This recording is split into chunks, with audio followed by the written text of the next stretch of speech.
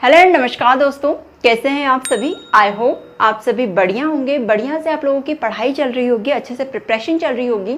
Very welcome to the heights के आज के इस लेक्चर में हम बात करने वाले हैं प्राचीन भारतीय इतिहास के बारे में, एंशिएंट इंडियन हिस्ट्री के बारे में हम चर्चा करने वाले हैं। दोस्तों, लेक्चर को स्टार्ट करने से पहले I am very sorry because lectures आप लोगों को प्रोवाइड नहीं हो पा रहे थे इतने दिनों से। काफ़ी लंबे समय के बाद में आप लोगों से मुलाकात हो पा रही है।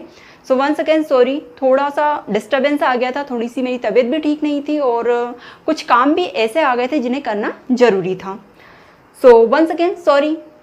अब लेक्चर को स्टार्ट करते हैं, पढ़ना स्टार्ट करते हैं। प्राचीन भारतीय इतिहास में हमारा जो टॉपिक चल रहा था वो था राजपूत कालीन राजवंश। हम राजपूत कालीन डायनेस्टीज के बारे में चर्चा कर रहे थे। इससे पहले भी कुछ डायनेस्टीज जो इंपॉर्टेंट है हमने डिस्कस की, जैसे गढ़वाल वंश के बारे में पढ़ा हमने, गुर्जर प्रतिहार वंश, चंदेल वंश के बारे में पढ़ा हमने, चौहान वंश को डिस्कस किया था। आज के इस लेक्चर में हम परमार वंश को पढ़ेंगे, परमार डायनेस्टी के बारे में जानेंगे। काफ़ी इंपॉर्टेंट है, जो लोग MPPSC की तैयारी कर रहे हैं उनके लिए ये टॉपिक तो काफ़ी इंपॉर्टेंट हो जाता है। सो बिना किसी देरी के लेक्चर को स्टार्ट करेंगे। अपना कॉपी पेन उठाइए, हेडिंग डालिए परमार वंश। यहाँ पे मैंने एक मैप बनाया है दोस्तों। तो ये जो मैप है ये भारत का दक्षिणी क्षेत्र है, दक्षिण भारत का एरिया है। ये जो रेड वाला एरिया है ये राष्ट्रकूट वंश का यहाँ पे शासन चलता था, जब परमार वंश का शासन यहाँ पे मालवा क्षेत्र में चल रहा था।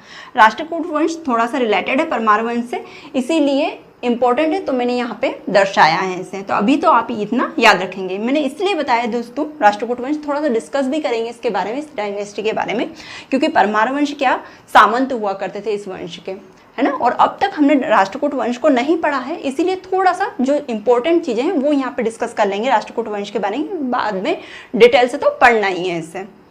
सो राष्ट्रकूट वंश ये जो महाराष्ट्र कर्नाटक वाला जो एरिया था यहाँ पे राष्ट्रकूट वंश शासन कर रहा था, और इसी के ऊपर नर्मदा नदी के उत्तरी क्षेत्र में मालवा क्षेत्र पड़ता है, यहाँ पे परमार वंश का शासन हुआ करता था।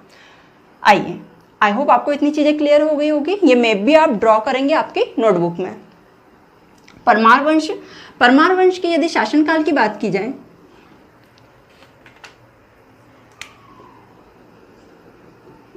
यदि इसके शासनकाल की बात की जाए तो 9वीं शताब्दी के प्रारंभ से मालवा के क्षेत्र में परमार वंश शासन कर रहा था। इनकी सत्ता स्थापित हो गई थी। समय था 800 ईस्वी से लगभग 1327 ईस्वी तक इन्होंने मालवा के क्षेत्र पर शासन किया था। किसने, कौन सी डायनेस्टी? परमार डायनेस्टी की बात हो रही है, परमार वंश का।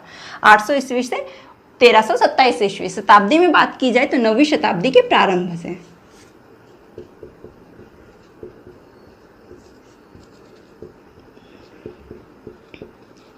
से। मालवा के क्षेत्र में इनकी तूती बोलती थी, मतलब काफी प्रसिद्ध डायनेस्टी थी मालवा के क्षेत्र की, इसीलिए इंपॉर्टेंट हो जाती है दोस्तों। आई होप इतना नोट डाउन कर लिया होगा आप लोगों ने। शासनकाल का समय क्या था? 800 ईस्वी से 1327 ईस्वी तक, 9वीं शताब्दी के प्रारंभ से आप लिख सकते हैं। और कहाँ पर शासन था? तो नर्मदा नदी के उत्तरी क्षेत्र अर्थात मालवा के क्षेत्र में यहाँ पर शासन था। मालवा का क्षेत्र प्राचीन समय में इसे अवंती के क्षेत्र के नाम से जाना जाता था। प्राचीन नाम क्या था मालवा के क्षेत्र का? प्राचीन नाम था अवंती। ठीक है, तो ये भी नाम याद रखेंगे, अवंती क्षेत्र भी कहा जाता है इसे, मालवा के क्षेत्र को।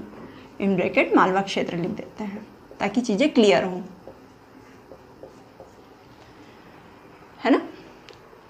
इतना समझ में आ गया। राजधानी देख लेते हैं। राजधानी की यदि बात की जाए तो राजधानी इस समय शुरुआत में क्या थी? राजधानी उज्जैन थी। अवंती का क्षेत्र था, उज्जैन काफी इंपॉर्टेंट क्षेत्र बन जाता है। उज्जैन इसलिए इंपॉर्टेंट क्योंकि जितनी भी डायनेस्टी इस क्षेत्र पे शासन करती है पहले भी, तो वो उज्जैन को राजधानी बनाकर रखती थी। इसीलिए परमार वंश की भी जो प्रारंभिक राजधानी थी वो उज्जैन थी। उज्जैन के बाद में ये चेंज होकर धार हो जाती हैं। तो हम आगे डिस्कस करेंगे कि कौन से वे शासक थे परमार वंश के जिन्होंने राजधानी उज्जैन से हटाकर धार कर दी थी, उनके बारे में हम देखेंगे, डिस्कस करेंगे, है ना, आगे के इसमें। अभी आप इतना याद रखिए कि राजधानी उज्जैन थी और उज्जैन से हटाकर उसके बाद में धार हो गई थी।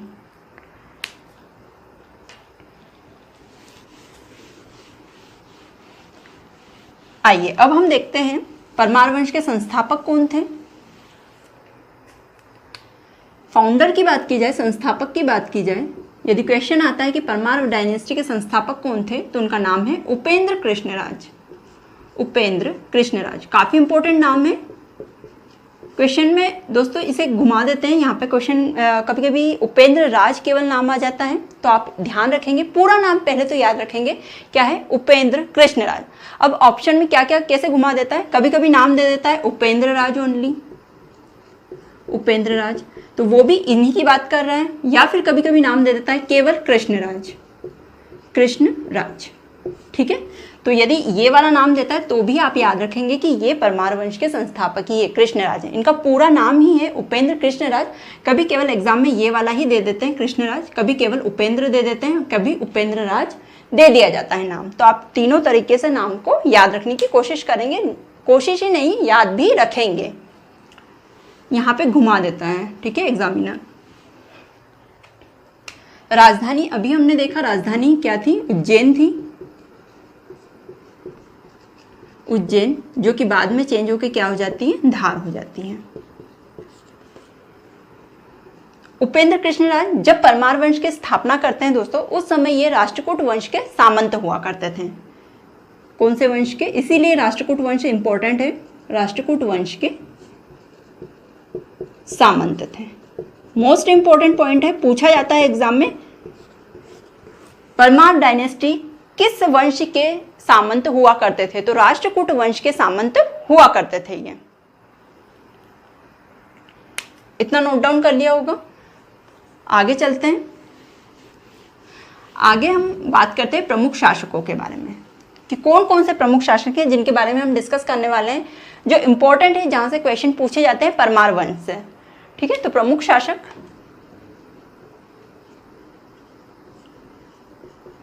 देख लेते कौन कौन हुए प्रमुख शासक। तो उपेंद्र कृष्णराज अभी डिस्कस किया, क्यों इंपॉर्टेंट है, क्योंकि उन्होंने परमार वंश की स्थापना की थी। उपेंद्र कृष्णराज जिनके बारे में अभी हमने पढ़ा। एक और इंपॉर्टेंट शासक है सियक द्वितीय। अच्छा दोस्तों, यहाँ पे ऐसा नहीं है कि उपेंद्र कृष्णराज उसके बाद में दूसरे जो उत्तराधिकारी बने वो सियक द्वितीय, इनके मध्य कई शासक हुए परमार वंश के, परमार डायनेस्टी के कई शासक हुए, लेकिन उनके नाम यहाँ पर नहीं लिखे गए क्योंकि वो इतने इंपॉर्टेंट नहीं है, वहाँ से क्वेश्चन भी नहीं पूछे जाते, इसीलिए उनके नाम यहाँ पर नहीं लिखे गए हैं। यहाँ केवल उन्हीं शासकों के नाम लिखे गए हैं जो कि परमार वंश के प्रमुख शासक थे, उन्होंने कुछ इंपॉर्टेंट कार्य किए थे और जहाँ से क्वेश्चन पूछे जाते हैं। इसका अब यहाँ पे पूरी लिस्ट लिखी जाएगी नामों की, लेकिन ऐसा नहीं है कि उपेंद्र कृष्णराज उसके बाद में सियक द्वितीय बने, उसके बाद में अन्य जो नाम आएगा वो शासक बने, ऐसा नहीं। उनके मध्य भी कई शासक हुए थे, लेकिन उनके नाम यहाँ इसलिए नहीं लिखे जाते क्योंकि वे इंपॉर्टेंट नहीं है, वहाँ से क्वेश्चन नहीं पूछे गए हैं। ठीक है, तो आप इस चीज़ का ध्यान रखेंगे कि उपेंद्र कृष्णराज और सियक द्वितीय नाम लिखा गया, तो इनके मध्य भी कई शासक हुए थे जो परमार वंश के थे, परमार वंश के थे, ऐसा नहीं कि किसी और वंश के भी आए बीच में, परमार वंश के शासक थे जो भी आए मध्य में। उपेंद्र कृष्णराज, सियक द्वितीय, इनके बाद में वाकपति मुंज, मोस्ट इंपॉर्टेंट है वाकपति मुंज। वाकपति मुंज का एक अन्य नाम वाकपति द्वितीय भी है ना, इस नाम से भी इन्हें बोला जाता है, वाकपति द्वितीय। सिंधुराज,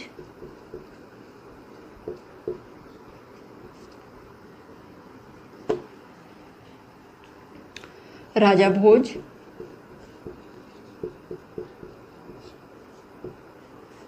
उदयादित्य, उदयादित्य, और अंतिम हो जाएंगे आपके महलक देव, महलक देव। ठीक है, तो ये शासक हुए जिनके बारे में हम पढ़ने वाले हैं। कौन कौन से शासक हुए, उपेंद्र कृष्णराज हुए, सियक द्वितीय हुए, वाकपति मुंज हुए जिनका एक अन्य नाम वाकपति द्वितीय है, सिंधुराज हुए, सिंधुराज के बाद में राजा भोज हुए, उदयादित्य हुए और फिर महलक देव हुए थे। सियक द्वितीय के बारे में लिखेंगे दोस्तों, इनका एक अन्य नाम हर्ष भी है। ठीक है, हर्ष के नाम से भी ये जाने जाते हैं, सियक द्वितीय। तो कभी कभी हर्ष नाम भी आ जाए तो आप ये याद रखेंगे किसका नाम था, सियक द्वितीय का नाम था ये। तो हम इन सभी शासकों के बारे में क्रमबद्ध रूप से पढ़ते हैं, इन्होंने कौन कौन से कार्य किए और कहाँ से क्वेश्चन पूछे जाते हैं इनके बारे में। उपेंद्र कृष्णराज की जहाँ तक बात की जाए तो अभी हमने डिस्कस किया था, उपेंद्र कृष्णराज परमार वंश के संस्थापक थे। इनके समय पर परमार डायनेस्टी जो थी वो राष्ट्रकूट वंश के सामंत हुआ करती थी। ये याद रखेंगे, उपेंद्र कृष्ण राज के समय पर परमार वंश राष्ट्रकूट वंश के क्या हुआ करते थे, सामंत हुआ करते थे, फ्यूडल हुआ करते थे। जिन्हें नहीं पता है सामंत का अर्थ, मैं उन्हें सरल भाषा में बता दूं कि जब एक वंश दूसरे वंश से युद्ध करता है और युद्ध में उसे पराजित कर देता है तो पहले के राजा क्या करते थे, उस क्षेत्र पर अपने शासन सत्ता स्थापित न करते हुए उसे अधीन कर लेते थे। अपने नियम कानून जरूर लागू करते थे, लेकिन राजा उसी वंश का होता था जो हारा हुआ राजा था। ठीक है, तो ऐसे में क्या होता था, ये जो शासक थे, हारे पराजित जो शासन वंश था वो क्या हो जाता है, सामंत बन जाता है विजित वंश का। आई होप चीजें क्लियर हो गई होगी। जैसे कि राष्ट्रकूट वंश क्या था, राष्ट्रकूट वंश ने परमार वंश पे हमला किया था और परमार वंश के शासक को हरा दिया था। और हरा दिया अर्थात इस क्षेत्र पे किसका शासन हो गया, राष्ट्रकूट वंश का शासन हो गया। लेकिन राष्ट्रकूट वंश के शासक ने क्या किया, यहाँ पर स्वयं विराजमान न होकर, यहाँ की जो सिंहासन था उसमें स्वयं विराजमान न होकर परमार वंश के जो हारे हुए जो शासक थे उन्हें ही विराजमान रखा, उन्हें ही वहाँ का शासक रखा। लेकिन क्या कहा, अब आपको आपका शासन हमारे अधीन चलाना पड़ेगा, जो नियम कानून हम लागू करेंगे वे ही कानून आपको यहाँ लागू करवाने पड़ेंगे आपके क्षेत्र में। मतलब उन्हें क्या कर लिया, अधीन कर लिया। तो इसी अधीनता को क्या कहा जाता था, सामंत बनना कहा जाता था। क्या हो गए, परमार वंश के शासक राष्ट्रकूट वंश के सामंत बन गए थे। आई होप चीजें क्लियर हो गई होगी। तो इसी तरह उपेंद्र कृष्ण राज क्या थे, राष्ट्रकूट वंश के शासक, जो उस समय के शासक थे उनके सामंत हुआ करते थे। उपेंद्र कृष्ण राज के बारे में जितने पॉइंट बताएं, जितने फैक्ट बताएं, सारे नोट डाउन करेंगे। अब हम चलते हैं नेक्स्ट शासक की ओर, जो कि है सियक द्वितीय। सियक द्वितीय, इनका एक अन्य नाम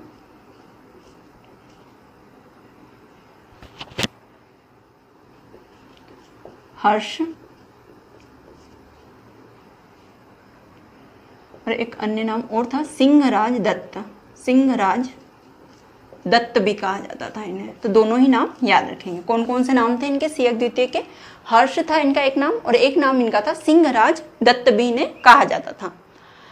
क्यों इंपॉर्टेंट है सियक द्वितीय, इनके बारे में देखते हैं इन्होंने क्या कार्य किया था। तो इन्होंने, ये पहले परमार वंश के ऐसे शासक हुए थे दोस्तों जिन्होंने राष्ट्रकूट वंश से परमार वंश को स्वतंत्र करवाया था, अर्थात इनका जो सामंती व्यवस्था थी उसे खत्म करवाया था। ठीक है, स्वतंत्र हो गए थे राष्ट्रकूट वंश से। तो आप सरल शब्दों में लिखेंगे, स्वतंत्र सत्ता स्थापित करने वाले प्रथम शासक, परमार वंश की स्वतंत्र सत्ता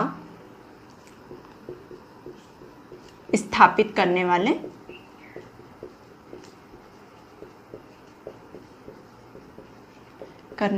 प्रथम शासक। इसलिए दोस्तों कई बार क्वेश्चन पूछा जाता है कि परमार वंश के वास्तविक संस्थापक कौन थे, तो सियक द्वितीय का नाम आता है वास्तविक संस्थापक। क्यों, क्योंकि इन्होंने ही राष्ट्रकूट वंश से परमार वंश को स्वतंत्र करवाया था, इनकी अधीनता से स्वतंत्र करवाया था। किसने, सियक द्वितीय ने। इसीलिए मोस्ट इंपॉर्टेंट हो जाता है, यहाँ से क्वेश्चन पूछा जाता है कि परमार वंश की स्वतंत्र सत्ता किसने स्थापित की थी, या फिर राष्ट्रकूट वंश से अधीनता किसने खत्म करवाई थी, तो सियक द्वितीय ने करवाई थी। लिख लेंगे आप सियक द्वितीय के बारे में। और क्या लिखेंगे इसके बारे में, वास्तविक संस्थापक कहे जाते हैं परमार वंश के, वास्तविक संस्थापक। ठीक है, वास्तविक संस्थापक, रियल फाउंडर हो गए, एक्चुअल फाउंडर हो गए थे, सियक द्वितीय बने थे। क्यों बने थे, क्योंकि इन्होंने परमार डायनेस्टी को स्वतंत्र करवाया था। किससे स्वतंत्र करवाया था, किससे इंडिपेंडेंट करवाया था, तो राष्ट्रकूट वंश से स्वतंत्र करवाया था। इसीलिए इन्हें वास्तविक संस्थापक कहा जाता है, सियक द्वितीय को। जब सियक द्वितीय ने राष्ट्रकूट वंश से परमार वंश को स्वतंत्र करवाया था, उस समय राष्ट्रकूट वंश के शासक कौन थे, मोस्ट इंपॉर्टेंट हो जाता है ये वाला पॉइंट भी। तो राष्ट्रकूट वंश के शासक उस समय थे, वंश के शासक कौन थे, तो कृष्णा तृतीय थे। कृष्णा तृतीय थे। कौन थे दोस्तों, कृष्णा तृतीय उस समय राष्ट्रकूट वंश के शासक हुआ करते थे, जब परमार वंश के शासक सियक द्वितीय ने परमार वंश को राष्ट्रकूट वंश से स्वतंत्र करवाया था।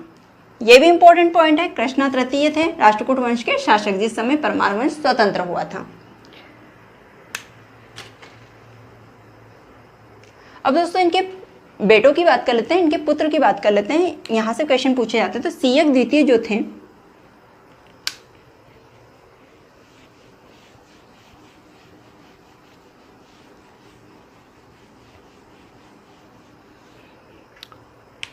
लिखेंगे सीयक द्वितीय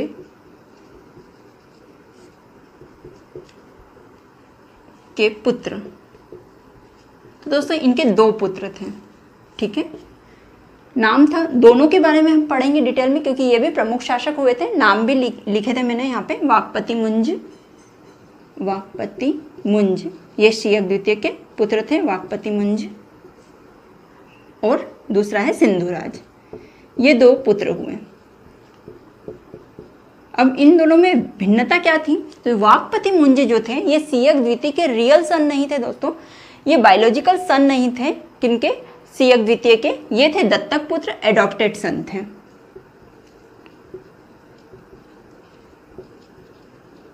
ठीक है। और ये जो सिंधुराज थे ये सीयक द्वितीय के रियल सन थे,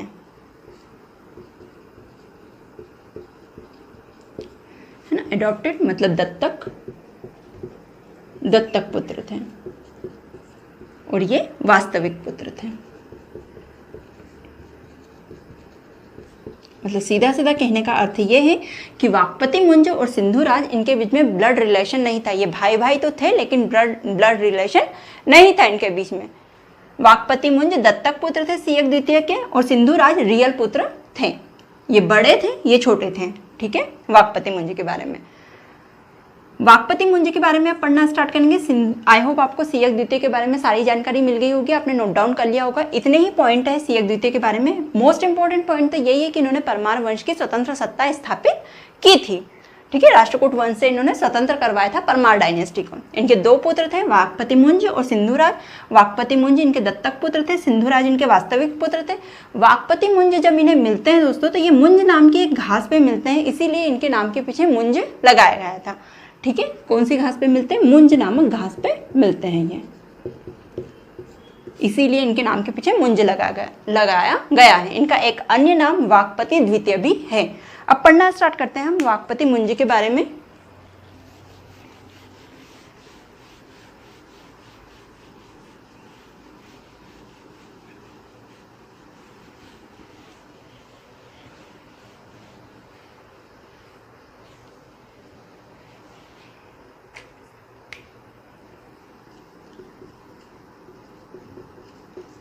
वाकपति मुंज, इनके बारे में लिखेंगे वाकपति मुंज इनका एक अन्य नाम था,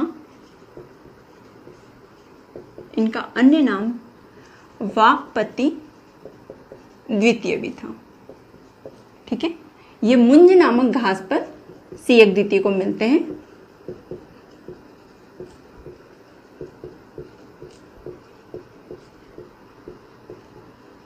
सीयक द्वितीय को मिलते हैं, यहीं से ये इन्हें एडॉप्ट कर लेते हैं, अपना पुत्र बना लेते हैं। किसे? वाकपति मुंज को। ये सीयक द्वितीय के दत्तक पुत्र थे, दत्तक पुत्र थे। लेकिन दोस्तों सीयक द्वितीय ऐसा नहीं करते हैं कि वाकपति मुंज दत्तक पुत्र है मेरे, सिंधुराज मेरा रियल पुत्र है, तो सिंधुराज को शासन की सत्ता की बागडोर थमाई जाए, ऐसा नहीं करते हैं। वे अपने दत्तक पुत्र जो कि वाकपति मुंज थे उन्हें शासन की सत्ता, शासन की बागडोर देते हैं, क्योंकि ये बड़े पुत्र थे इसलिए वाकपति मुंज। और वाकपति मुंज उस पर काफी सक्षम भी थे, सक्षम राजा सिद्ध हुए। उन्होंने उस कार्य को भलीभांति रूप से पूर्ण किया था। वाकपति मुंज ने 2 युद्ध लड़े थे इनके जीवन काल में। दोनों युद्धों के बारे में बात करेंगे, तो युद्ध देख लेते हैं इनके। तो एक तो इनका युद्ध कलचुरी वंश के शासकों के साथ में हुआ था, और एक युद्ध इनका चालुक्य वंश के साथ में हुआ था, ठीक है। एक युद्ध नहीं, चालुक्य वंश के साथ में इनके टोटल 7 युद्ध हुए थे। 7 बार आक्रमण हुआ था, 7 बार युद्ध किए गए थे। परमार वंश के शासक वाकपति मुंज ने चालुक्य वंश के शासकों से 7 बार युद्ध किए थे। चालुक्य वंश के शासकों के साथ में कैसे युद्ध हुए थे, आइए थोड़ा देख लेते हैं। उसके लिए हमें राष्ट्रकूट वंश की तरफ जाना पड़ेगा। राष्ट्रकूट वंश के बारे में थोड़ी सी चर्चा कर लेते हैं दोस्तों। तो राष्ट्रकूट वंश जो था ये वाला, इनकी राजधानी जो थी वो मान्यखेत थी, और इनके जो संस्थापक थे वो दंती दुर्ग थे। राष्ट्रकूट वंश की स्थापना किसने की थी? दंती दुर्ग ने की थी। अब तक हमने राष्ट्रकूट वंश नहीं पढ़ा है, लेकिन आगे हम पढ़ेंगे तो विस्तृत में चर्चा करेंगे। यहाँ जो इंपॉर्टेंट पॉइंट है वो मैं बता देती हूँ। तो राष्ट्रकूट वंश जो था ना दोस्तों, ये भी किसी समय पर प्रारंभ में चालुक्य वंश का सामंत हुआ करता था। किस वंश का, किस डायनेस्टी का सामंत हुआ करता था? चालुक्य वंश का सामंत हुआ करता था। सामंत, अब सामंत था अर्थात इस कभी ना कभी राष्ट्रकूट वंश को चालुक्य वंश के शासकों ने हराया होगा और ये जो क्षेत्र था ये चालुक्य वंश ने अपने अधीन कर लिया था, तभी राष्ट्रकूट वंश सामंत बने। किनके? चालुक्य वंश के सामंत बने। अब चूंकि राष्ट्रकूट वंश ने के शक्तिशाली शासक आए और उन्होंने अपनी स्वतंत्र सत्ता इस क्षेत्र में क्या कर ली? स्थापित कर ली थी। अब चालुक्य वंश तो चाहेगा ना कि इस क्षेत्र को वापस से वो अपने हिस्से में ले, क्योंकि कोई भी डायनेस्टी चाहेगी कि जो उसका प्राचीन क्षेत्र है, जिस क्षेत्र पे वो शासन किया करता था, यदि कोई और वंश आकर वहां पर शासन करता है तो वो चाहेगा कि उस वंश को मैं हराऊं और पुनः अपना क्षेत्र वहां पर वापस अपना क्षेत्र लूं और अपनी सत्ता वहां पर जमाऊं। ऐसा ही किया था किसने? चालुक्य वंश के शासक ने। इसीलिए बार बार वे राष्ट्रकूट वंश पर हमला किया करते थे। चूंकि परमार वंश के शासक सियक द्वितीय ने राष्ट्रकूट वंश को हरा दिया था और यहाँ के क्षेत्र पर कब्जा कर लिया था। अब जब यहाँ हरा दिया था तभी तो वे स्वतंत्र हुए थे, है ना, सियक द्वितीय। तो अब क्या होता? अब चालुक्य वंश का युद्ध किससे होने लगा था? परमार वंश से होने लगा था। इसीलिए यहाँ पर युद्ध होता है वाकपति मुंज से। बार बार, कितनी बार हुआ था? 7 बार हुआ था, ये चीज याद रखेंगे। कलचुरी वंश के शासक कौन थे? युवराज द्वितीय। उनसे युद्ध होता है। किनका? वाकपति मुंज का युद्ध होता है युवराज द्वितीय से, जो कि कलचुरी वंश के शासक थे। इस युद्ध का परिणाम क्या होता है? तो इस युद्ध में कलचुरी वंश के शासक युवराज द्वितीय क्या हो जाते हैं? परास्त हो जाते हैं। ठीक है, यहाँ पे हार जाते हैं। चालुक्य वंश के शासक कौन थे जिनसे बार बार वाकपति मुंज का युद्ध हो रहा था? तो वे थे तेलप द्वितीय। नाम याद रखेंगे, काफी इंपॉर्टेंट है क्योंकि 7 बार युद्ध हुआ है ना। तेलप द्वितीय से युद्ध हुआ था। 6 बार जो युद्ध हुए थे दोस्तों, उसमें वाकपति मुंज की विजय हो जाती है। कौन जीतते हैं? वाकपति मुंज। सारी कहानी ध्यान से सुनेंगे और नोट डाउन भी करते जाएंगे अपने शब्दों में। और एक बार तेलप द्वितीय विजय होते हैं। तेलप द्वितीय विजय और 6 बार वाकपति मुंज विजय। ठीक है, चालुक्य वंश के शासक तेलप द्वितीय के साथ में वाकपति परमार वंश के शासक वाकपति मुंज का युद्ध होता है। कितनी बार युद्ध होता है? तो 7 बार युद्ध होता है, जिसमें 6 बार वाकपति मुंज की विजय होती है और एक युद्ध में तेलप द्वितीय वाकपति मुंज को हरा देता है और वो स्वयं जीत जाता है। अब इस युद्ध में क्या होता है? जो ये लास्ट युद्ध था 7वीं बार का, इस युद्ध में जिसमें वाकपति मुंज हार जाते हैं, यहाँ पर वाकपति मुंज की मृत्यु हो जाती है। वाकपति मुंज की क्या हो जाती है? वाकपति मुंज की मृत्यु हो जाती है यहाँ पे, मृत्यु, और इनका शासन समाप्त हो जाता है। आई होप चीजें क्लियर हो गई होगी। वाकपति मुंज के 2 युद्ध काफी इंपॉर्टेंट है। कलचुरी वंश के शासक युवराज द्वितीय के साथ में युद्ध होता है, जिसमें युवराज द्वितीय परास्त हो जाते हैं, और चालुक्य वंश के शासक तेलप द्वितीय के साथ में 7 बार युद्ध होता है, जिसमें 6 बार वाकपति मुंज जीतते हैं। केवल एक युद्ध में तेलप द्वितीय वाकपति मुंज को हरा देता है और वहीं पे उनकी मृत्यु भी हो जाती है। वाकपति मुंज के बारे में और इम्पोर्टेंट पॉइंट ये है दोस्तों कि इन्होंने ही परमार डायनेस्टी की जो राजधानी उज्जैन थी उसे बदलकर धार किया था। किसने? वाकपति मुंज ने।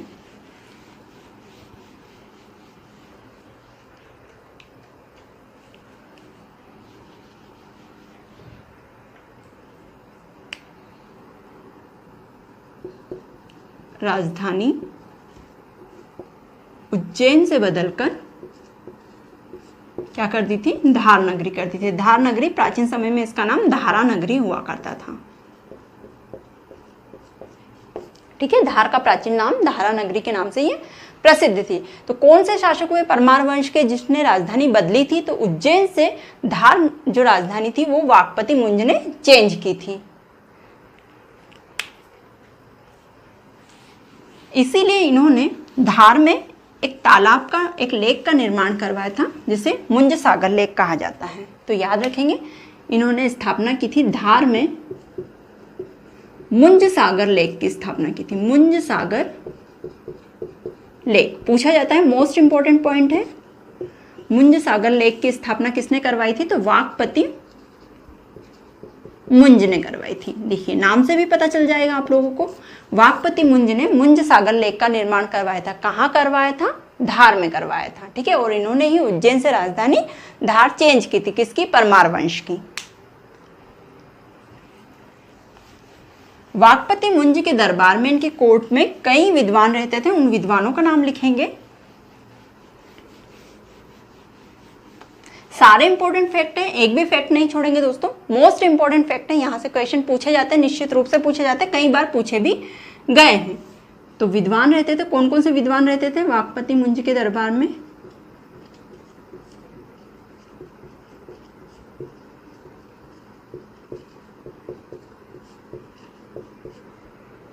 साहित्यकार भी कह सकते हैं उन्हें।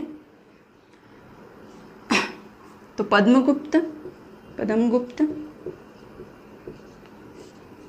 धनपाल, धनंजय, धनिक,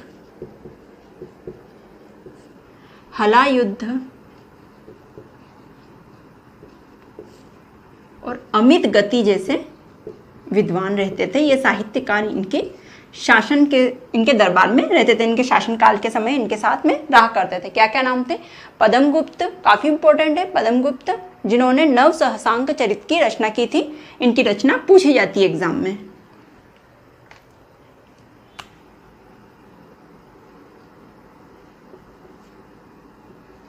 नव सहसांक चरित की रचना की थी इन्होंने, ठीक है। किनके द्वारा की गई थी? पद्मगुप्त के द्वारा की गई थी नव सहसांक चरित्र की रचना। धनपाल हुए, धनपाल ने तिलक मंजरी नामक रचना लिखी थी। तिलक मंजरी इनकी भी पूछी जाती है। तिलक मंजरी, ये क्वेश्चन आया हुआ है एमपीपीएससी में। तिलक मंजरी के रचनाकार कौन है? तो तिलक मंजरी, इस रचना के रचनाकार धनपाल थे, जो कि वाकपति मुंज के दरबार में रहा करते थे। धनंजय हुए, धनिक हुए, हलायुद्ध हुए, अमित गति, सारे ही नाम इंपॉर्टेंट है, कोई सा भी नाम पूछा जा सकता है, तो सारे ही नाम अच्छे से नोट डाउन करेंगे। ये सभी साहित्यकार, ये सभी विद्वान कहाँ रहा करते थे? परमार वंश के शासक वाकपति मुंज के दरबार में रहा करते थे। आइए आगे बढ़ते हैं। अब ये तो हो गई हमारे वाकपति मुंज की बात। अब दोस्तों क्या होता है, जैसे ही इनकी मृत्यु हो जाती है, किसके द्वारा मृत्यु हो गई थी? तेलप द्वितीय इनकी मृत्यु कर देते हैं, इन्हें मार देते हैं वाकपति मुंज को। तो परमार वंश के शासक कौन बनते हैं? फिर परमार वंश के सिंहासन पर विराजमान होते हैं इनके भाई सिंधुराज, जो कि सियक द्वितीय के रियल सन थे। सिंधुराज है ना, बायोलॉजिकल सन थे सिंधुराज। सिंधुराज के बारे में पढ़ते हैं तो सिंधुराज काफी व्यथित हो जाते हैं जब उनके भाई की मृत्यु कर दी जाती है चालुक्य वंश के शासक तेलप द्वितीय के साथ में। तो ये बदला लेते हैं कि चालुक्य वंश के शासकों को फिर से मैं हराऊंगा। तो जब ये राजा बनते हैं उस समय चालुक्य वंश के शासक कौन थे? सत्ताश्रयी थे। सत्ताश्रयी, चालुक्य वंश के शासक कौन हुआ करते थे? सत्ताश्रयी हुआ करते थे। दोस्तों मैं यहाँ स्टोरी के फॉर्म में आपको बता रही हूँ, आप अपने शब्दों में पूरी चीजें लिखेंगे ताकि अच्छे से समझ में आए। सत्ताश्रयी थे उस समय, चालुक्य वंश के शासक सत्ताश्रयी हुए थे। तो सिंधुराज ने इन सत्ताश्रयी को हराया था, युद्ध में क्या किया था? परास्त किया था, और पुनः अपने क्षेत्र को, जो क्षेत्र चालुक्य वंश के शासक तेलप द्वितीय ने उनसे हड़प लिया था, उनसे छीन लिया था युद्ध में परास्त करके, उसे वापस प्राप्त कर लेते हैं। कौन? सिंधुराज वापस ले लेते हैं सत्ताश्रयी से, ठीक है, परास्त करके। सिंधुराज के बारे में यही इंपॉर्टेंट पॉइंट था।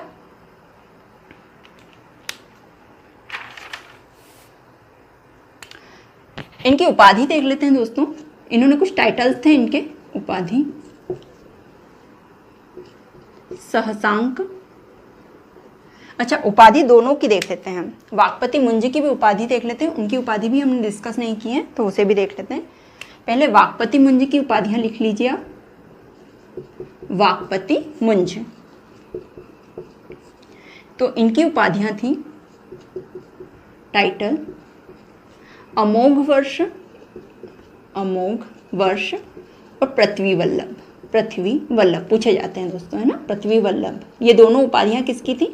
ये दोनों ही उपाधियां वाकपति मुंज की थी, अमोघ वर्ष और पृथ्वी वल्लभ। सिंधुराज की बात करते हैं। सिंधुराज ने कौन कौन सी उपाधियां धारण की थी? तो सिंधुराज की उपाधि थी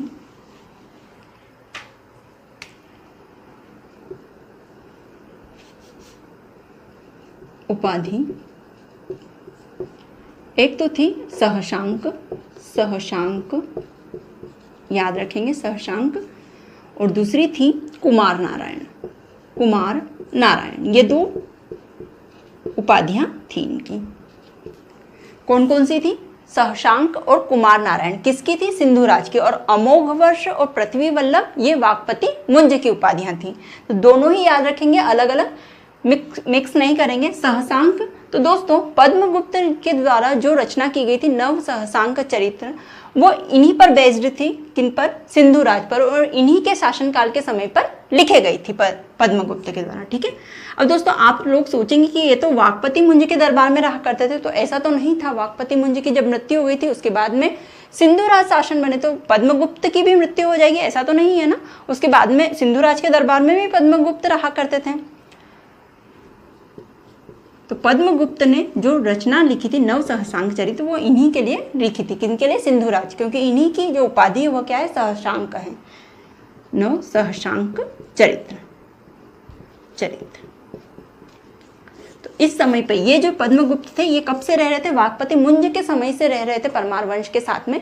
लेकिन जो इनकी रचना थी नव सहसांक चरित्र, वो कब लिखी थी इन्होंने? तो ये जब सिंधुराज के दरबार में रहा करते थे तब इन्होंने इस कृति की रचना की थी। ठीक है। और इनकी एक अन्य उपाधि क्या थी सिंधुराज की? कुमार नारायण। ये हो गई सिंधुराज के बारे में बात। अब मोस्ट इंपॉर्टेंट शासक के बारे में बात करने जा रहे हैं हम, जो कि राजा भोज।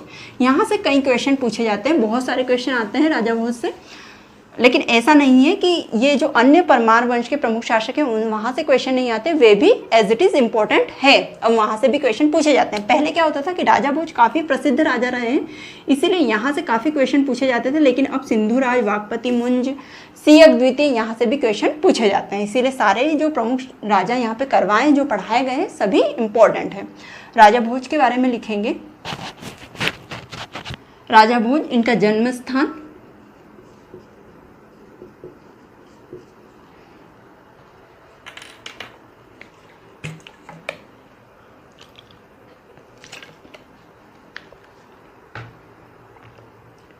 राजा भोज, इनका जन्म स्थान लिखेंगे उज्जैन।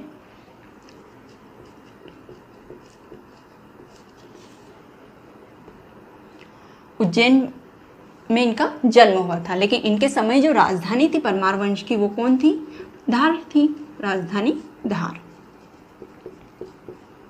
धारा नगरी। राजा भोज के बारे में कहा जाता है दोस्तों कि ये बहुप्रतिभाशाली थे। मतलब जिस भी क्षेत्र में ये अपना हाथ डालते थे या जिस भी किताब को पढ़ते थे वहाँ पर ये निपुणता प्राप्त करते थे। इसीलिए ये क्या थे? बहुप्रतिभाशाली राजा थे, मल्टी टैलेंटेड थे। बहुप्रतिभाशाली शासक। बहुप्रतिभाशाली क्यों कहा गया दोस्तों? क्योंकि ये एक अच्छे चिकित्सक शास्त्री थे। मतलब इन्हें चिकित्सा के क्षेत्र में भी नॉलेज था अच्छा खासा। चिकित्सा शास्त्री, रसायन शास्त्री थे ये।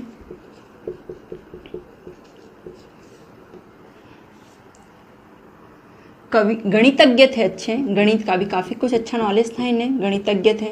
साहित्यकार थे, एक अच्छे कवि थे। तो ये बहुत सारी प्रतिभा थी। एक अच्छे योद्धा थे, एक अच्छे वॉरियर थे ये।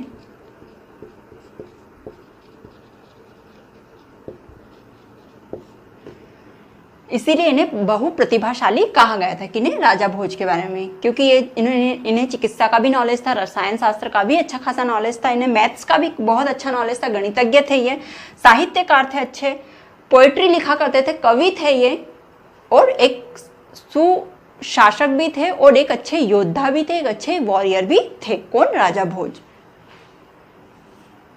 आइए इनके द्वारा जो लड़े गए युद्ध हैं उनके बारे में देख लेते हैं। तो दोस्तों जो कि चालुक्य वंश थे, अब राष्ट्रकूट वंश, इस वाले क्षेत्र पे किसका शासन था? परमार वंश आ गया था। मान्यखेत वाला जो क्षेत्र था, जो राजधानी हुआ करता था राष्ट्रकूट वंश की, वाला क्षेत्र परमार वंश वहाँ पे शासन थोड़े समय के लिए किया करता था। तो चालुक्य वंश क्या चाहते थे कि इस क्षेत्र को हम भी जीते। तो जितने भी शासक आए परमार वंश के, सबसे चालुक्य वंश के शासकों का युद्ध हुआ था, लगभग सभी शासकों से हुआ था। ठीक है। तो राजा भोज जो थे उन्होंने एक अलायंस बनाया था जिसके थ्रू वो चालुक्य वंश के शासक को हराना चाहते थे। तो ये अलायंस जो बनाया था इन्होंने, ये किनके साथ में मिलकर बनाया था? तो ये तो परमार वंश के शासक राजा भोज ने बनाया था। परमार वंश के शासक राजा भोज थे इस अलायंस में, राजा भोज, प्लस कलचुरी वंश के शासक थे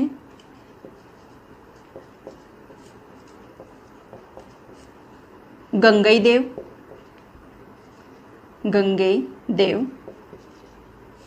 और एक चोल वंश के शासक थे जिनका नाम था राजेंद्र चोल। ये भी काफी फेमस शासक रहे थे। राजेंद्र चोल जो थे बहुत ही शक्तिशाली शासक थे। चोल वंश के शासक कौन थे? राजेंद्र चोल। तो राजा भोज ने चोल शासक और कलचुरी शासक को मिलाकर एक अलायंस बनाया था जिसके थ्रू ये चालुक्य वंश के शासकों को हराना चाहते थे, राजेंद्र चोल। और इनके समकालीन शासक कौन हुआ करते चालुक्य वंश के? तो उनका नाम लिखेंगे। इस समय चालुक्य वंश के शासक जयसिंह द्वितीय थे। चालुक्य वंश के शासक कौन थे? जयसिंह द्वितीय हुआ करते थे। ठीक है दोस्तों, तो इन्होंने एक अलायंस बनाया था। किन्होंने बनाया था? राजा भोज ने बनाया था। किसके साथ मिलकर? कलचुरी वंश के शासक गंगई देव और चोल वंश के शासक राजेंद्र चोल के साथ में एक अलायंस बनाया था जिसके थ्रू वो चाहते थे कि चालुक्य वंश के समकालीन जो शासक थे कौन थे? जयसिंह द्वितीय थे, इन्हें पराजित करना चाहते थे। और ऐसा हुआ भी। जयसिंह द्वितीय क्या हुए थे? युद्ध में परास्त भी हो गए थे। इनकी हार हो गई थी, ये पराजय इन्हें मिली थी, परास्त हो गए थे। ठीक है, तो एक युद्ध तो ये हुआ था चालुक्य वंश के साथ में जिसमें राजेंद्र चोल और कलचुरी शासक गंगई देव की मदद से राजा भोज जीत जाते हैं और चालुक्य वंश के शासक जयसिंह द्वितीय को परास्त कर देते हैं। लेकिन कुछ समय बाद क्या होता है दोस्तों? राजा भोज की कलचुरी शासक गंगई देव से भी नहीं बनती है। तो कलचुरी वंश के शासक गंगई देव से भी इनका युद्ध होता है। तो एक युद्ध किसके साथ में होता है? कलचुरी वंश के शासक के साथ में होता है। उसे भी लिखेंगे, कलचुरी वंश के शासक गंगई देव के साथ में होता है। ठीक है, गंगई देव के साथ में होता है और इसमें गंगई देव क्या हो जाते हैं? गंगई देव परास्त हो जाते हैं और राजा भोज जीत जाते हैं। तो ये दो युद्ध हुए थे राजा भोज के समय पे। एक तो कलचुरी वंश के शासक गंगई देव के साथ में होता है, एक चालुक्य वंश के शासक जयसिंह द्वितीय के साथ में होता है और दोनों ही परास्त हो जाते हैं। किससे? राजा भोज से।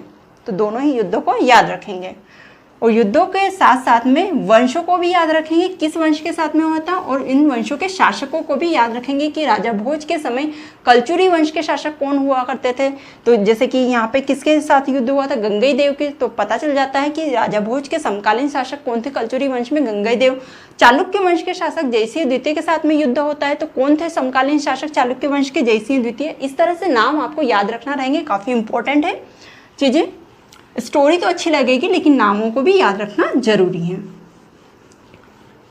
अब दोस्तों राजा भोज के बारे में एक और चीज होती है। अब ये जो जितने भी राजपूत काल के वंश थे ये सभी समकालीन थे, है ना। छोटे छोटे क्षेत्रों में सभी का अपना शासन चल रहा होता था। तो राजा भोज जब परमार वंश के शासक थे, जब परमार वंश पे राजा भोज की सत्ता स्थापित थी, उस समय पर चंदेल वंश के शासक कौन थे? तो चंदेल वंश के शासक थे विद्याधर। ठीक है, ये भी काफी सुयोग्य शासक थे विद्याधर और काफी शक्तिशाली शासक रहे थे चंदेल वंश के। विद्याधर आप लोगों ने, हमने इससे पहले के लेक्चर में डिस्कस किया था, विद्याधर वही है जिन्होंने कंदरिया महादेव मंदिर का निर्माण करवाया था। मोस्ट इंपॉर्टेंट पॉइंट है, यहाँ से क्वेश्चन पूछा जाता है। कंदरिया महादेव मंदिर का निर्माण खजुराहो में किसने करवाया है? विद्याधर के द्वारा हुआ, जो कि चंदेल वंश के शक्तिशाली शासक थे। कंदरिया महादेव मंदिर। तो कई बुक्स जो है चंदेल वंश के समय पे जो साहित्य लिखे गए उनमें लिखा गया है, उनमें ऐसा बताया गया है कि विद्याधर ने राजा भोज को परास्त किया था। इनके मध्य भी एक युद्ध होता है। किनके मध्य? राजा भोज वर्सेस विद्याधर, जिसमें राजा भोज क्या हो जाते हैं? परास्त हो जाते हैं। लेकिन दोस्तों केवल चंदेल वंश के साहित्यों में ही इस बात का वर्णन है और अन्य अलग से कोई भी ऐसा साहित्य या कोई भी ऐसा साक्ष्य नहीं मिलता है जिससे ये पता चलता है कि विद्याधर के द्वारा राजा भोज को हराया गया था। इसीलिए इसे एक सही घटना नहीं माना जाता है, ठीक है, क्योंकि इसके साक्ष्य उपलब्ध नहीं है। लेकिन फिर भी आप याद रखेंगे कि चंदेल वंश के शासक कौन थे? विद्याधर थे, जो कि किसके समकालीन थे? परमार वंश के शासक राजा भोज के समकालीन थे। ये इंपॉर्टेंट है। यहाँ पर एक और चीज नोट डाउन करेंगे दोस्तों, हमने पहले भी डिस्कस किया है कि 1001 से 1027 के मध्य महमूद गजनवी, जो कि अफगानिस्तान में इनका शासन हुआ करते थे, ये विदेशी थे। महमूद गजनवी ये भारत पर आक्रमण करने आ गए थे, ठीक है, महमूद गजनवी। तो सबसे पहले इनका जो युद्ध होता है वो कश्मीर के शासक चंदेल वंश के शासकों ने भी काफ़ी हेल्प की थी इनकी, कश्मीर के शासक आनंदपाल, इनसे होता है महमूद गजनवी का युद्ध, जिसमें चंदेल वंश के शासकों ने भी इनकी हेल्प की थी। तत्कालीन जो शासक थे उन्होंने हेल्प की थी, और राजा भोज ने भी आनंदपाल की मदद की थी। उन्होंने क्या किया था? सेना भेजी थी अपनी। किसने? राजा भोज ने। राजा भोज सेना भेजते हैं, किसे? आनंदपाल को सेना भेजते हैं, ताकि वो महमूद गजनवी का सामना कर सके। ये बात भी सामने आई है, तो ये चीज भी याद रखेंगे। आगे देखते हैं राजा भोज के बारे में और चीजें। ये तो हो गई युद्धों की बात। अब चूंकि बहुप्रतिभाशाली थे तो बहुत सारी चीजों का निर्माण भी करवाया था इन्होंने एक भोजताल का निर्माण करवाया था। भोजताल जो कि भोपाल में है, यहाँ पे इनकी प्रतिमा भी स्थापित है राजा भोज की, भोपाल में। तो भोजताल का निर्माण किसने करवाया था? भोपाल में राजा भोज के द्वारा करवाया गया था। तो ये चीज याद रखेंगे। इन्होंने अपने नाम पर एक भोजनगर या भोजपुर की निर्माण का भी, भोजपुर ये क्या था? नगर या ग्राम आप कह सकते हैं, इसका भी निर्माण करवाया था, ठीक है। किसने? राजा भोज ने। क्या नाम था? भोजपुर। इन्हीं के नाम पर करवाया था एक नगर का निर्माण। भोजताल का निर्माण करवाया था। इन्होंने धार में भोजशाला का निर्माण करवाया है। भोजशाला, चूंकि ये बहुत पढ़ते थे, किताबों का काफी शौक था, तो उन्होंने भोजशाला का निर्माण करवाया था। भोजशाला क्या थी? ये एक संस्कृत महाविद्यालय था, संस्कृत महाविद्यालय, ठीक है, संस्कृत महाविद्यालय था। चूंकि ये काफ़ी विद्वान थे, साहित्य की रचना की थी, कविताएं लिखा करते थे, पढ़ने का काफ़ी शौक था। ये चिकित्सा के विद्वान थे। इन्होंने चिकित्सा शास्त्र की किताबें पढ़ी थी, है ना, काफ़ी कुछ नॉलेज था। रसायन शास्त्र इन्होंने पढ़ा था, गणित की बुकें पढ़ी थी इन्होंने, गणितज्ञ थे अच्छे राजा भोज। इसीलिए इन्होंने एक महाविद्यालय का निर्माण करवाया था, ताकि कई और भी व्यक्ति विद्वान बन सके, वे पढ़ सकें, इसीलिए, ठीक है, संस्कृत विद्यालय। देखिए दोस्तों, ऐसा होता है जिसके पास अथाह ज्ञान होता है वो व्यक्ति हमेशा ये चाहता है कि दूसरे लोग भी ज्ञान प्राप्त करें। तो संस्कृत महाविद्यालय का निर्माण करवाया था। यहाँ पर इन्होंने एक सरस्वती माता का मंदिर बनवाया था।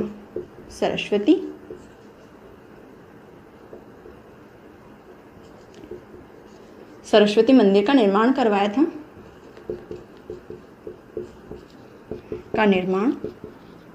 और यहाँ पे जो सरस्वती माता की जो मूर्ति स्थापित की थी, उनका एक नाम था, काफ़ी फेमस है, वो थी वाग्देवी उस प्रतिमा का नाम था, ठीक है, वाग्देवी की प्रतिमा ये स्थापित करवाई थी। किसके द्वारा स्थापित की गई थी? राजा भोज के द्वारा स्थापित की गई थी। मोस्ट इंपॉर्टेंट पॉइंट है दोस्तों, वाग्देवी प्रतिमा किसने स्थापित की थी? राजा भोज ने। कहाँ स्थापित की थी? तो इन्होंने भोजशाला धार में स्थापित की थी। भोजशाला धार जो कि राजधानी हुआ करती परमार वंश की, यहाँ पे भोजशाला का निर्माण करवाया था। भोजशाला क्या था?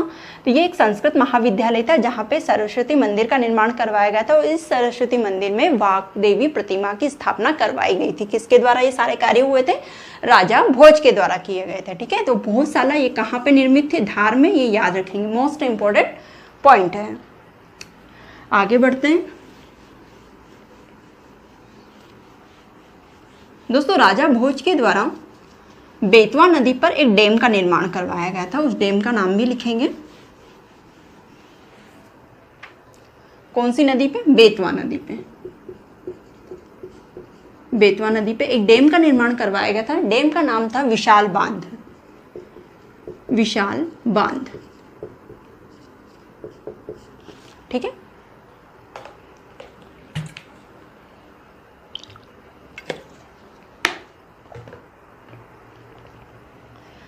विशाल बांध का निर्माण करवाया गया था। इसका एक अन्य नाम क्या है? इसका एक अन्य नाम है साइक्लोपियन डैम। तो ये दोनों ही नाम याद रखेंगे। हिंदी में विशाल बांध और अंग्रेजी में साइक्लोपियन डैम के नाम से भी ये फेमस है। किस नदी पर बनवाया गया था? बेतवा नदी पर बनवाया गया था। किसके द्वारा निर्माण करवाया गया था इसका? तो इसका निर्माण करवाया गया था राजा भोज के द्वारा, राजा भोज। आगे चलकर क्या होता है दोस्तों, एक शासक हुए थे होशंग शाह।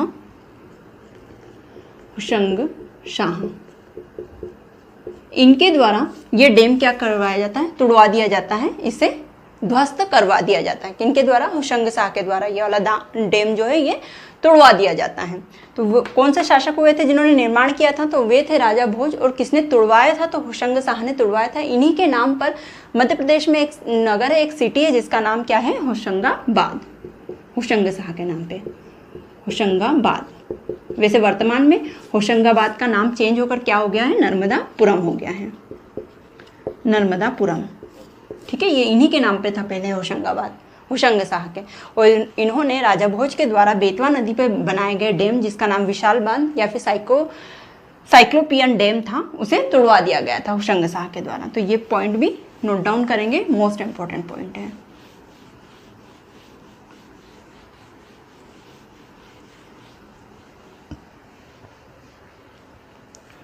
राजा भोज के द्वारा चित्तौड़ में, चित्तौड़ है ना, जो कि कहाँ पे पड़ता है? राजस्थान में आपके पड़ता है। चित्तौड़ में एक टेम्पल का निर्माण करवाया था, जिस टेम्पल का नाम था, मंदिर का निर्माण करवाया था इन्होंने, मंदिर निर्माण।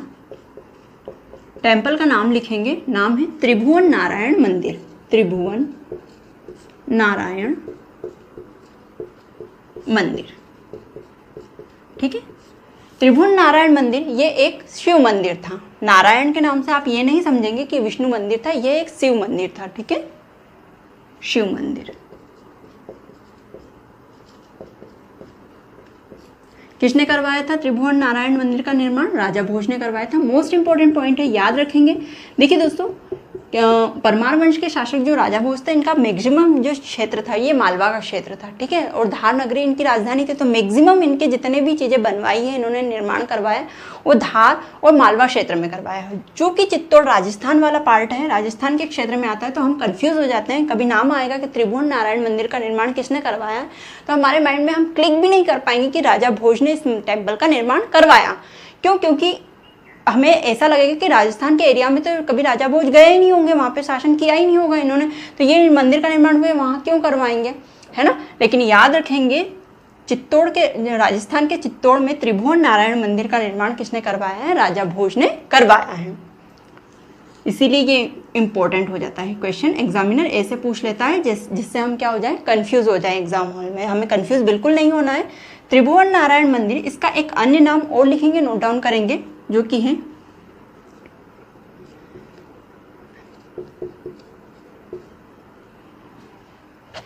समाधि सिद्धेश्वर मंदिर। समाधि सिद्धेश्वर मंदिर, या फिर एक और अन्य नाम है समसिद्धेश्वर मंदिर। तो दोनों ही नाम याद रखेंगे, तीनों ही नाम याद रखेंगे। त्रिभुवन नारायण मंदिर, इसी का एक अन्य नाम है समाधि सिद्धेश्वर मंदिर या समसिद्धेश्वर मंदिर।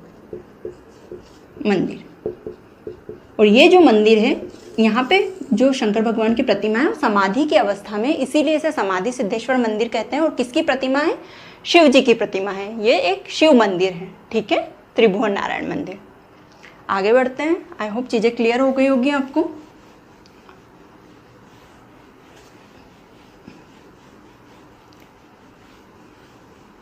परमार वंश के शासक राजा भोज के द्वारा केदारनाथ मंदिर, केदारनाथ मंदिर व महाकाल मंदिर, उज्जैन का जो महाकाल मंदिर है, महाकाल मंदिर, इन मंदिरों की मरम्मत करवाई गई थी। ठीक है, रिनोवेट करवाया था इन्होंने, जो भी टूट फूट हो गई थी उसे ठीक करवाया था, मरम्मत करवाई थी। किसने? राजा भोज ने। अब ये पॉइंट बताने का क्या मकसद है दोस्तों? केदारनाथ मंदिर ये भी एक शिव मंदिर है, ना, कुमाऊं के द्वारा बनवाया गया था केदारनाथ मंदिर। महाकाल मंदिर नाम से ही पता चल रहा है शिव मंदिर है। उससे पहले त्रिभुवन नारायण मंदिर बनवाया गया था राजा भोज के द्वारा।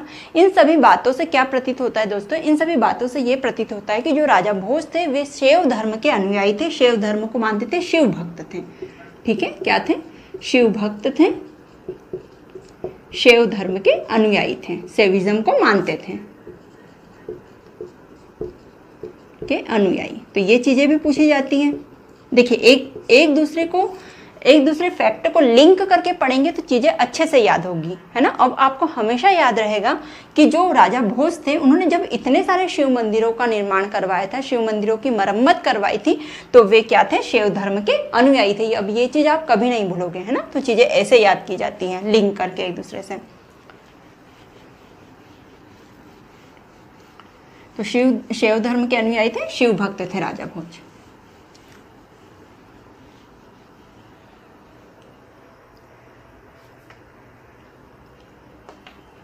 कहा जाता है कि इनके दरबार में 509 साहित्यकार या विद्वान रहा करते थे। खुद इतने बड़े विद्वान थे, इसीलिए विद्वानों को शरण दी थी इन्होंने। 509 विद्वान इनके दरबार में रहा करते थे। प्रमाण क्या है इस बात का? इस बात का प्रमाण है अबुल फजल द्वारा रचित आइन ए अकबरी। ये जो बुक है इसमें ये सारी चीजें लिखी गई हैं। किसके द्वारा? अबुल फजल ने बताया है कि राजा भोज जो परमार वंश के शासक हुआ करते थे, इनके दरबार में 509 विद्वान रहा करते थे, 509 साहित्यकार रहा करते थे। अब इनकी उपाधियों की बात कर लेते हैं कि कौन कौन से टाइटल लिए थे राजा भोज ने। तो उपाधि थी इनकी, इन्हें कविराज कहा जाता था, परम भट्टारक कहा जाता था, परमेश्वर कहा जाता था, और नव विक्रमादित्य की उपाधि इन्होंने धारण की थी, नव विक्रमादित्य। ठीक है, तो ये उपाधियां थी। कौन कौन सी थी उपाधि? कविराज कहा जाता था इन्हें, परम भट्टारक, परमेश्वर और नव विक्रमादित्य, ये उपाधियां धारण की थी राजा भोज के द्वारा। कविराज कहा जाता है, इनकी उपाधि थी कविराज, अर्थात इन्होंने कई कविताओं की रचना की होगी, कई साहित्यों की रचना की होगी। देख लेते हैं कि कौन कौन सी रचनाएं थी इनकी जो इंपॉर्टेंट है, एग्जाम में पूछी जा सकती हैं। तो रचनाएं लिखेंगे राजा भोज की।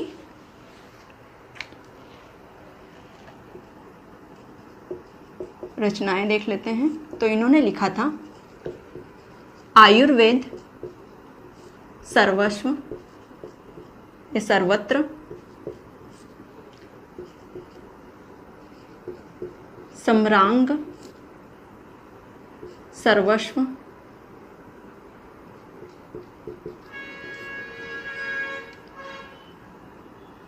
चारु चर्चा, विद्या विनोद, ये सारी इनकी रचनाएं हैं। ठीक है, विद्या विनोद हो गया, फिर सम्रांग सर्वस्व हो गया, आयुर्वेद सर्वत्र हो गया,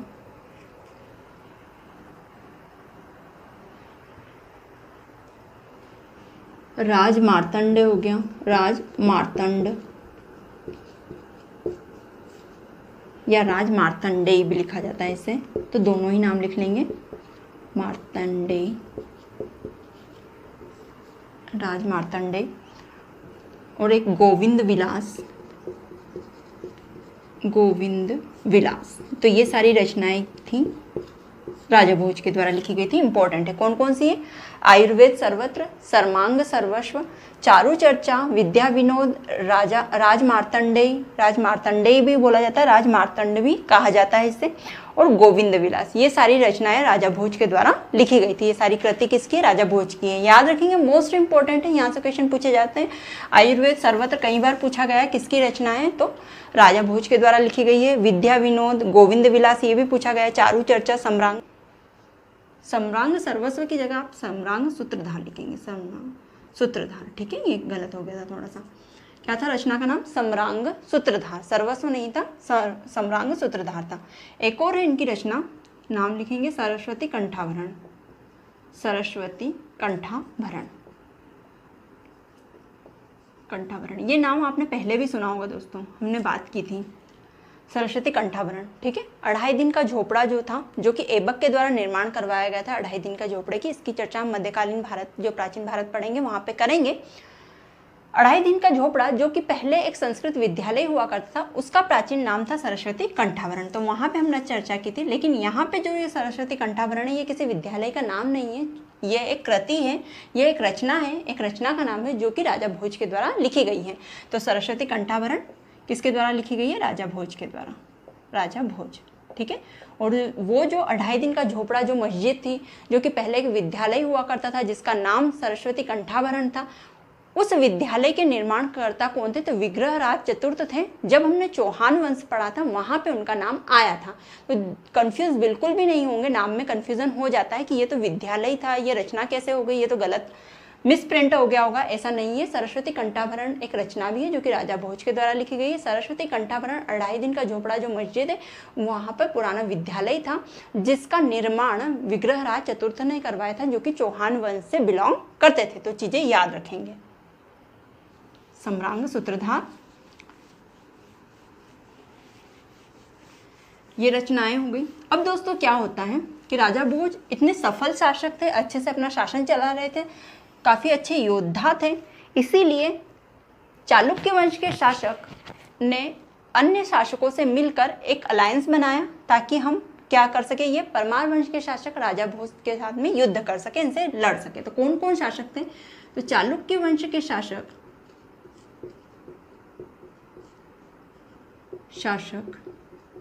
सोमेश्वर, क्या नाम था उनका?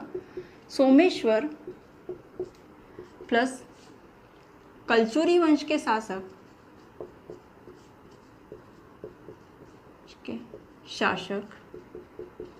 जिनका नाम था लक्ष्मी कर्ण,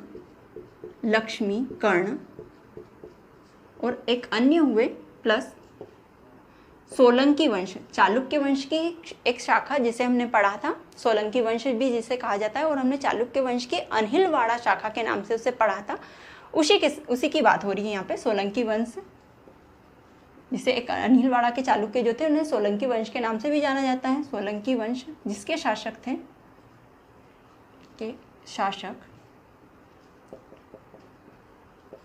भीम प्रथम, ठीक है, भीम प्रथम। इन तीनों ने मिलकर परमार वंश के शासक राजा भोज पर हमला कर दिया था और यहाँ पे खूब लूट खसोट की थी, इन्होंने काफी माल लूट भी लिया था।